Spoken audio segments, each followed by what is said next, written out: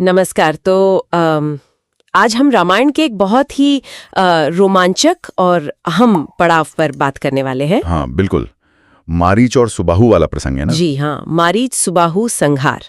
पिछली बार हमने देखा था ताड़का वध हुआ और अब गुरु विश्वामित्र राम और लक्ष्मण को लेकर अपने सिद्धाश्रम पहुंच चुके हैं। हाँ, जहाँ वो यज्ञ करने वाले थे। बिल्कुल, एक बड़ा महत्वपूर्ण यज्ञ होना था वहां। बिल्कुल। लेकिन माहौल में थोड़ा तनाव तो था ही। हाँ, मतलब डर था कि राक्षस यज्ञ में विघ्न डाल सकते हैं, है ना। ये आम बात थी उस समय। सही कहा। तो आज इसी घटना को थोड़ा करीब से देखते हैं कि क्या हुआ था और इसका आगे की कहानी के लिए क्या मतलब था। बिल्कुल, और ये अहम भी है क्योंकि ताड़का के बाद ये राम के लिए कह सकते हैं एक और परीक्षा जैसी थी। विश्वामित्र देख रहे थे कि वो धर्म की रक्षा कैसे करते हैं। तो यज्ञ शुरू हुआ पूरे विधि विधान से। कुछ दिन सब ठीक चला, शांति रही। हाँ, करीब 5 दिन तक कोई अड़चन नहीं आई। लेकिन छठे दिन जिस बात का डर था वही हुआ। बिल्कुल, अचानक से वो मारीच और सुबाहु अपनी पूरी राक्षसी सेना लेकर आकाश मार्ग से आ धमके। और आते ही उन्होंने मतलब यज्ञ वेदी पर क्या क्या नहीं फेंका।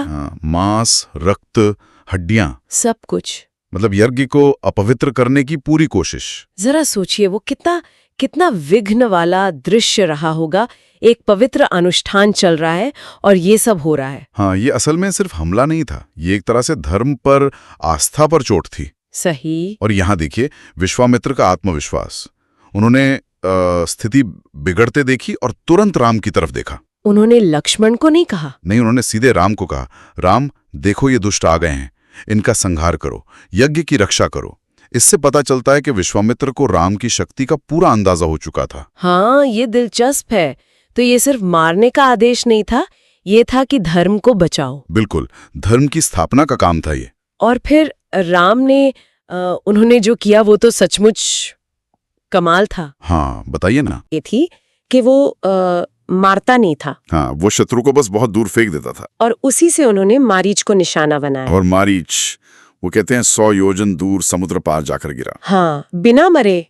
वो घायल हुआ पर जीवित रहा। ये कमाल का संयम और निशाना था। ये बात बहुत अहम है। मारा नहीं उसे, सिर्फ यज्ञ स्थल से हटा दिया। हाँ। राम का विवेक देखिए यहाँ। लेकिन सुबाहु के साथ ऐसा नहीं हुआ। नहीं, सुबाहु के साथ नहीं।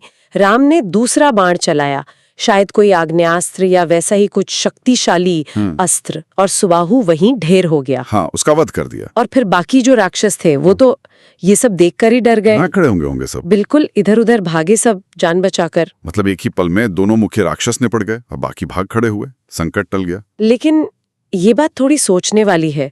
एक को सिर्फ दूर फेंका, दूसरे का वध कर दिया। ऐसा क्यों? हाँ, ये सवाल तो उठता है। देखिए, इसकी कई व्याख्याएं हो सकती हैं।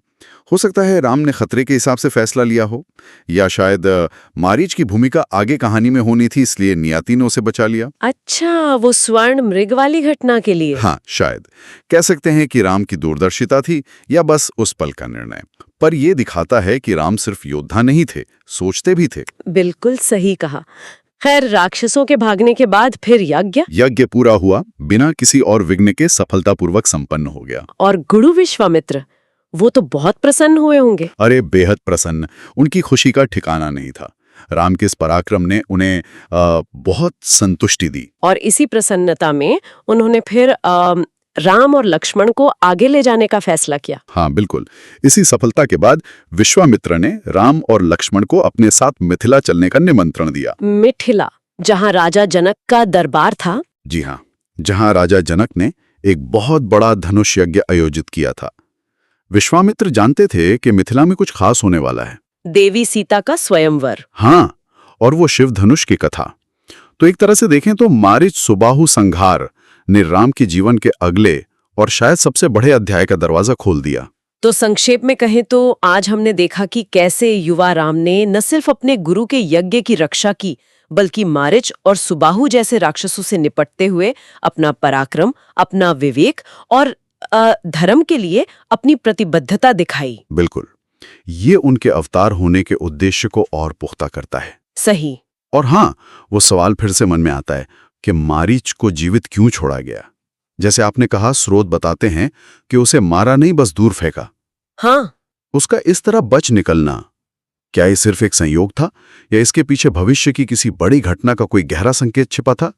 ये एक ऐसी बात है जिस पर अगर सोचें तो कहानी की और परतें खुलती हैं।